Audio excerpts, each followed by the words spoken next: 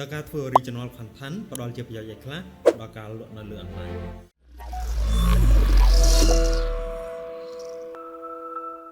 ជំរាបសួរបងប្អូនទាំងអស់គ្នានៅក្នុងវីដេអូនេះខ្ញុំនឹងបង្ហាញអ្នកទាំងអស់គ្នាអំពីសារប្រយោជន៍មួយចំនួននៅពេលដែលយើងធ្វើ original content ដាក់នៅលើបណ្ដាញសង្គមអាជីវកម្មរបស់យើងមិនថា Facebook page TikTok ឬក៏ YouTube ផលប្រយោជន៍ទី1គឺ increase organic reach ដែលមានន័យជាខេមរៈភាសាថាយើងអាចបរិវិសាលភាពនៃអាជីវកម្មនៅលើ online របស់យើងឲ្យគេមើលឃើញឲ្យគេស្គាល់បានច្រើនដោយពុំចាំបាច់ចំណាយលុយទៅលើការ boot ឬក៏ការ run ad ដែលវាជួយកាត់បន្ថយការចំណាយរបស់យើងបានមួយផ្នែកធំផងដែរនិងផលចំណេញទី1ផលចំណេញទី2 boot SEO អញ្ចឹងនៅពេលដែលមាតិការបស់យើងមានគេឃើញមានគេស្គាល់មានគេមើលច្រើននៅពេលដែលគេ search ទាក់ទងនឹងផលិតផលឬក៏សេវាកម្មរបស់យើង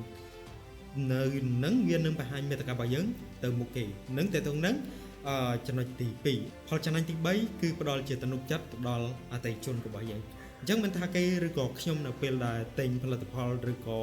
សេវាកម្មនៅលើ online គឺយើងតែងតែទិញពី page ឬក៏ពី brand ណាដែលយើងជឿទុកចិត្តអញ្ចឹងដើម្បីឲ្យគេជឿទុកចិត្តគឺយើងត្រូវធ្វើ original content ហ្នឹងហើយនៅក្នុងវីដេអូនេះខ្ញុំមានតែប្រព័ន្ធនេះនៅក្នុងការចែករំលែកជូនទៅកាន់បងប្អូនទាំងអស់គ្នា